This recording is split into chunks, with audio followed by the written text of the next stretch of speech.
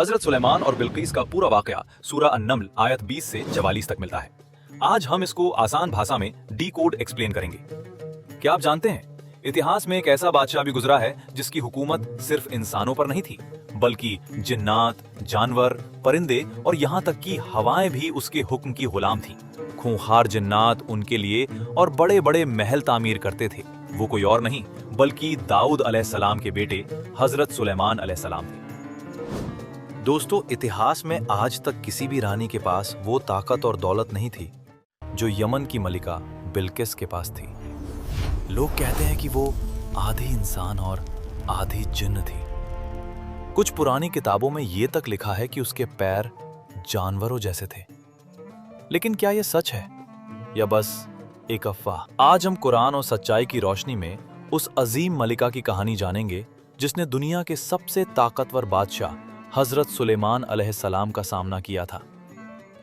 ये कहानी शुरू होती है एक छोटे से परिंदे की गलती से। ये दौर था हजरत सुलेमान अलैहिस्सलाम का। अल्लाह ने उन्हें ऐसी हुकूमत दी थी जो न पहले किसी को मिली न बाद में मिलेगी। हवाएं, जिन्नात, जानवर और परिंदे सब उनकी फौज का हिस्सा थे। एक दिन हजरत सुलेमान ने परिंदों की हाजिरी ली तो देखा कि हुदहुद गायब है। उन्होंने फरमाया, अगर वो बिना वजह गायब रहा तो मैं उसे सख्त सजा दूंगा। कुछ ही देर में हुदहुद वापस आया। वो डरा हुआ नहीं बल्कि कॉन्फिडेंट था। उसने कहा, ऐ बादशाह, मैं वहां से आया हूं जहां आपकी फौज भी नहीं पहुंची। मैं सबा से एक पक्की खबर लाया हूं। उसने बताया कि वहां एक औरत राज करती है। उसके पास दुनिया की हर चीज है और उसका तख्त बहुत बड़ा है। लेकिन एक बुरी खबर भी थी। वो और उसकी पूरी कौम अल्लाह को नहीं बल्कि सूरज को सजदा करते हैं। हजरत सुलेमान ने फौरन एक खत लिखा और हुदहुद को दिया। उन्होंने कहा, इसे ले जाओ, उनके पास डालो और छुप कर देखो वो क्या जवाब देते हैं। जब वो खत मलिका बिल्किस को मिला तो वो हैरान रह गई।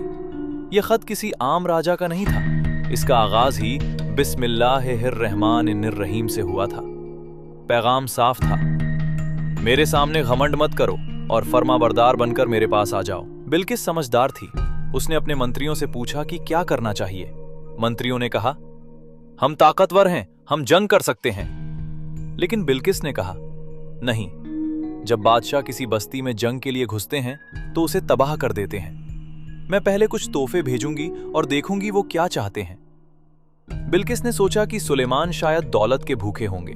उसने सोने की ईंटें और कीमती चीजें भेजी। लेकिन जब ये तोहफे हजरत सुलेमान के पास पहुंचे तो वो नाराज हो गए।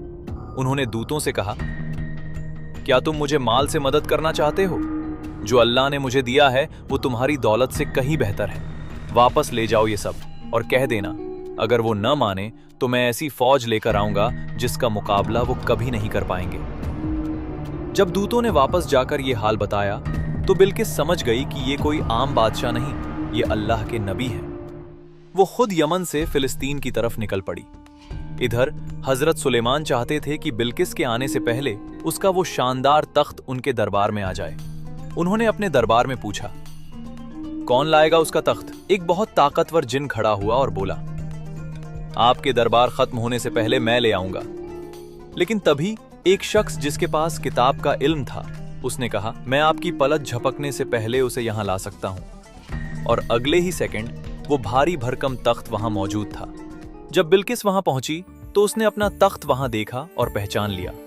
लेकिन असली इम्तिहान अभी बाकी था। हजरत सुलेमान ने एक महल बनवाया था जिसका फर्श शीशे का था और उसके नीचे पानी बह रहा था। जब बिल्किस को अंदर आने को कहा गया तो उसे लगा नीचे पानी है। उसने अपने कपड़े थोड़े ऊपर उठा लिए ताकि गीले न हो। हजरत सुलेमान ने मुस्कुराते हुए कहा, यह पानी नहीं है, ये शीशे से जड़ा हुआ चिकना फर्श है। ये वो लम्हा था जब बिल्किस की आंखें खुल गईं। उसे समझ आ गया कि सूरज की पूजा करना बेकार है, ये सब अल्लाह की कुदरत है। वहीं खड़े होकर मलिका बिल्किस ने अपनी गलती मान ली और कहा, ऐ मेरे रब, मैंने अपनी जान पर जुल्म किया। आज मैं सुलेमान के साथ अल्लाह रब्बुल आलमीन पर ईमान लाती हूँ। जिन्नात या जादू की कहानियां अपनी जगह, लेकिन सच ये है कि वो एक अक्लमंद मलिका थी जिसने हक को पहचाना। अगर आपको इस्लामिक इतिहास की ऐसी ही सच्ची बातें पसंद आती हैं तो चैनल को सब्सक्राइब करें। कमेंट में बताइए अगला वीडियो किस टॉपिक पर बनाऊं।